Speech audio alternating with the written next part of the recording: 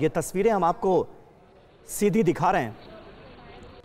एक तरफ CDS general Bipin Rawat के अंतिम दर्शन की तैयारियां शुरू हो रही हैं, दूसरी तरफ क्योंकि सुबह 9:30 बजे का वक्त मुकर्रर किया गया था ब्रिगेडियर लिद्दर के अंतिम संस्कार का, तो वहां पर तमाम लोग इस वक्त अंतिम दर्शन के लिए पहुंच रहे हैं और अंतिम संस्कार में शामिल होने के लिए इस वक्त पहुंच रहे हैं।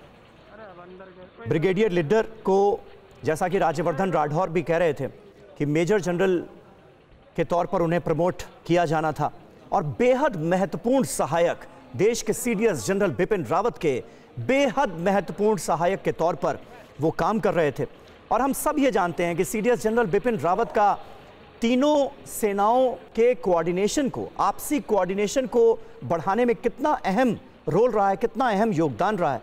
और ब्रिगेडियर लिद्दर उसमें सीडीएस जनरल बिपिन रावत के साथ उनके एक बहुत ही महत्वपूर्ण सहयोगी के तौर पर काम कर रहे थे पिछले 1 साल से, और अब उनका प्रमोशन होना था मेजर जनरल के तौर पर, लेकिन नियति को कुछ और ही मंजूर था।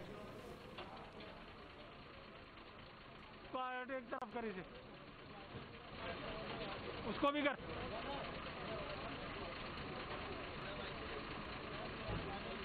और आर्मी बेस हॉस्पिटल पर मेरे सहयोगी राम भी मौजूद है। तस्वीरें लाइव जैसे जैसे आती जा रही हैं वो तस्वीरें भी हम आपको दिखा रहे हैं, क्योंकि अलविदा कहने की तैयारी, नम आंखें चारों तरफ, नमन करते, श्रद्धांजलि देते हुए लोग भी नजर आ रहे हैं। राम, आर्मी हॉस्पिटल में इस वक्त क्या चल रहा है? एक तरफ जहां पर अंतिम संस्कार की तैयारियां हो रही हैं, अंतिम दर्शन के लिए लोगों का पहुंचना जारी है, तो वहीं अभी हमारे बाकी जाबाज भी हैं जिनके परिजन इंतजार कर रहे हैं कि उनको शव सौंपा जाए, बाकी का जो प्रोसेस है वो पूरा हो। आर्मी हॉस्पिटल से क्या अपडेट राम? अभी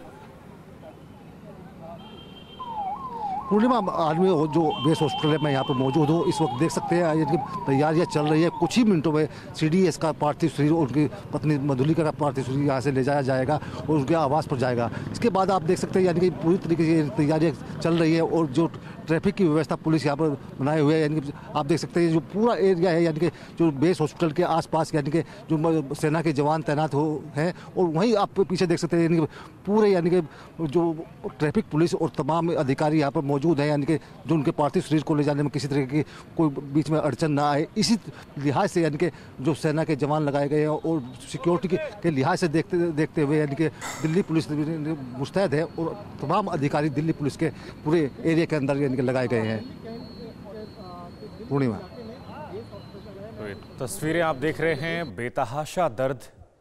इन तमाम फौजियों पर हमें फख्र भी है, लेकिन बेतहाशा दर्द है। अंतिम दर्शन करने की एक उम्मीद है, एक आखिरी बार उन्हें अलविदा कहने की ख्वाहिश है, उन्हें नमन करना है उनकी सेवाओं के लिए जो ड्यूटी पर अपनी जान गंवा गए।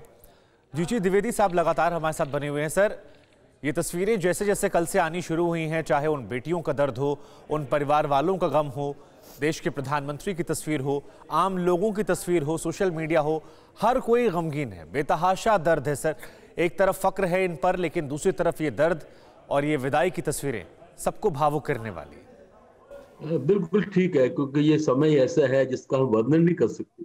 हम इसको बर्दाश्त करने बहुत मुश्किल है, क्योंकि दर्द इतना गहरा है और जो हम साझा ही कर सकते हैं वो भी शब्दों के साथ हम बांट नहीं सकते इसको, हम इसको प्रकट कर सकते हैं।